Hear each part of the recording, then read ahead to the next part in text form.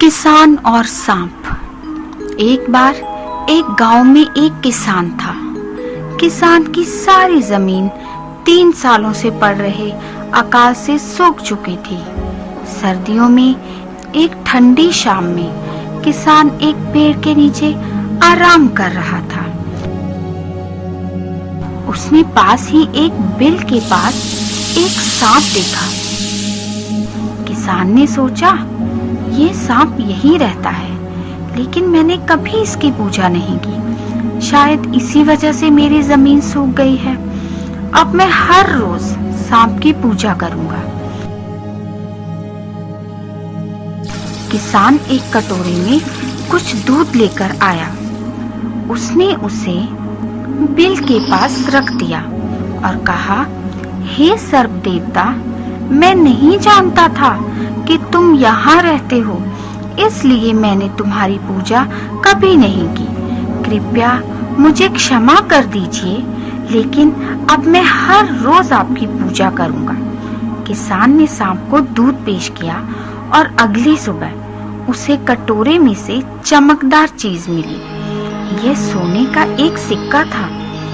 अब हर रोज किसान सांप को दूध पेश करता और एक सोने का सिक्का प्राप्त करता। एक दिन किसान दूसरे गांव गया था। उसने अपने बेटे को सांप को हर रोज दूध देने के लिए कहा। उस शाम उसका बेटा सांप को दूध देने के लिए गया।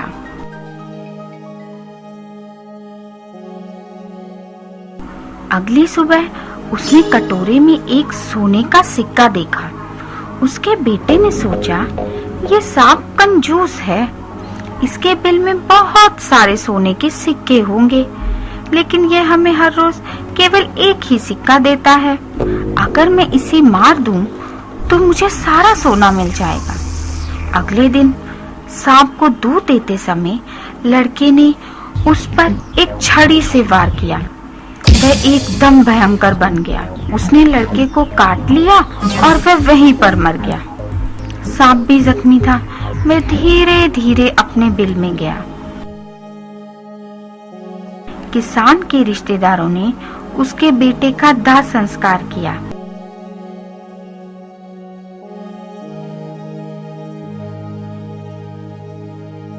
जब किसान लौटा, वह बहुत नाराज हुआ। उसे सांप पर गुस्सा आया।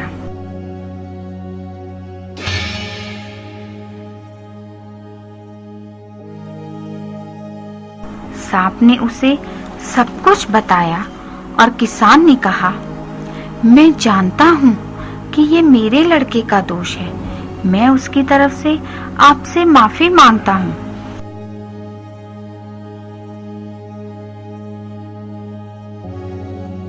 किसान ने उसे कुछ दूध दिया और दोबारा कहा, कृपया मेरे बेटे को माफ कर दीजिए।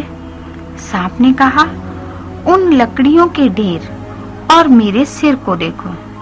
ये ना तो तुम्हारे बेटे का दोष था और ना ही मेरा।